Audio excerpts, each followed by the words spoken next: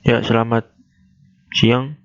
Di sini kelompok kami akan menjelaskan tentang apa itu periklanan. Periklanan sendiri itu adalah suatu bentuk komunikasi yang mempunyai tujuan mengajak orang agar melihat, membaca, atau mendengarnya untuk dapat melakukan sesuatu. Promosi pada umumnya mencakup nama produk atau layanan, serta bagaimana produk dan layanan tersebut dapat memberikan manfaat bagi pembeli dalam rangka untuk mengajak calon pembeli yang memiliki potensial untuk membeli atau mengkonsumsi produk tersebut. Nah, tujuan dari iklan itu apa sih? Tujuannya yaitu melakukan promosi atau yang bisa disebut itu advertising. Nah, mempunyai tujuan khusus yaitu untuk membujuk, mempengaruhi, dan menginformasikan serta mengingatkan seorang pengguna atau calon pelanggan tentang perusahaan atau berbagai produk atau jasa yang dimilikinya. Nah, periklanan sendiri itu mempunyai karakteristik, yaitu yang pertama, bentuk komunikasi yang berbayar, lalu non-personal komunikasi, lalu yang ketiga menggunakan media massa sebagai masifikasi pesan, yang keempat persuasi khalayak, dan yang kelima menggunakan sponsor yang teridentifikasi, dan yang terakhir memiliki tujuan untuk meraih audiens dengan sebanyak-banyaknya. Nah, jadi intinya yaitu promosi dilakukan untuk memperkenalkan atau menginformasikan suatu produk atau jasa kepada konsumen. Setelah konsumen mengetahui produk tersebut, diharapkan konsumen dapat terpengaruh serta terbujuk sehingga beralih ke produk atau jasa yang dipromosikan tersebut. Nah, iklan sendiri mempunyai fungsi. Yang pertama itu dapat memberikan informasi, yang kedua dapat membujuk agar calon pelanggan mau membeli produk atau jasa dari perusahaan kita, dan yang ketiga mengingatkan, dan yang keempat memberikan nilai tambah atau added value. Nah, untuk dari tujuan iklannya sendiri itu memberikan informasi terhadap suatu produk, yang kedua meyakinkan masyarakat tentang kebenaran suatu produk, dan yang ketiga membuat atau mempermudah konsumen mengetahui spesifikasi suatu produk, baik itu harga, fungsi, maupun manfaat, dan yang terakhir, upaya untuk menimbulkan citra yang baik atau rasa suka komunikan terhadap produk yang diiklankan. Nah, agar mendapat perhatian dari khalayak ramai, pada umumnya iklan itu mempunyai ciri-ciri sebagai berikut. Yang pertama, menggunakan pilihan kata yang menarik, logis, tepat, dan sopan. Lalu menggunakan pilihan kata yang punya sugesti bagi khalayak. Lalu pilihan kata yang digunakan menunjukkan informasi utama yang dipentingkan. Lalu menggunakan pilihan kata yang digunakan menunjukkan kesasaran. Agar suatu informasi dapat dikatakan sebagai iklan, maka harus memenuhi beberapa syarat-syarat iklan. Di antaranya, iklan harus bersifat objektif dan jujur. Lalu menarik perhatian banyak orang. Yang ketiga, jelas dan mudah dipahami. Dan yang terakhir, tidak mengandung sara dan menyinggung pihak lain. Kita lanjut ke jenis-jenis iklan. Jenis-jenis iklan itu ada iklan niaga, iklan cetak, iklan pengumuman, iklan layanan masyarakat, iklan elektrik, dan iklan reklame.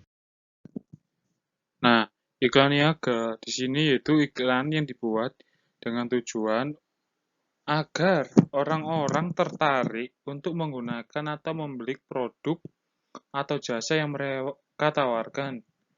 Contohnya seperti iklan Indomie, kemudian ada iklan Sprite, Sajiku, dan iklan kendaraan.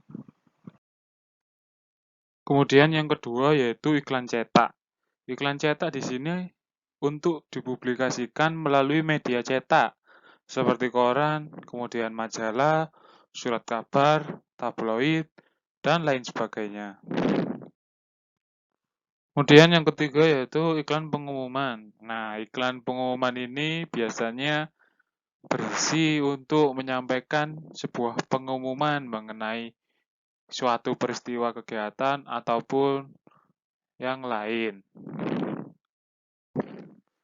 Nah, selanjutnya yaitu iklan layanan masyarakat. Iklan layanan masyarakat saat ini cukup terbilang ramai karena dengan munculnya berbagai peristiwa pada saat ini, dan iklan ini memiliki atau berisi himbauan atau ajakan untuk melakukan sesuatu atau tidak melakukan sesuatu tersebut yang diiklankan. Contohnya seperti untuk pelarangan memakai rokok. Nah, itu kan juga contoh iklan layanan masyarakat dalam bentuk larangan. Untuk contoh iklan layanan masyarakat dalam ajakan yaitu contohnya seperti pada saat ini sedang terjadi masa pandemi COVID, jadi muncul banyak iklan ini masyarakat untuk mengajak kita menjadi gaya hidup sehat. Selanjutnya adalah iklan elektronik. Iklan elektronik yaitu iklan yang dipublikasikan melalui media elektronik seperti radio, televisi, dan internet. Iklan elektronik saat ini juga bisa dikatakan sangat banyak digunakan karena dengan berkembangnya internet yang sangat maju, maka banyak orang melakukan pengiklanan secara elektronik. Kemudian ada iklan reklame. Iklan ini berisi mempromosikan barang atau jasa yang hendak dijual untuk mencari keuntungan dan disampaikan berulang-ulang melalui media massa. Kita bisa melihatnya di pinggir-pinggir jalan saat kita berkendara, banyak sekali papan reklame yang melakukan promosi barang atau jasa. Kemudian adalah ide bisnis, ekonomi kreatif pada subsektor periklanan kita mengambil yaitu ide bisnis melalui Google Ads. Nah, Google Ads adalah program iklan online milik Google dengan banyak sekali manfaat yang bisa membuat iklan berjalan lebih efektif dan tepat sasaran. Karena dengan semakin berkembangnya atau majunya internet, maka pasti banyak berbagai bidang yang bisa dioptimalkan menggunakan internet. Apalagi orang yang memiliki bisnis. Untuk melakukan promosi, biasanya kita lebih cepat melakukan promosi atau menggunakan iklan dengan internet.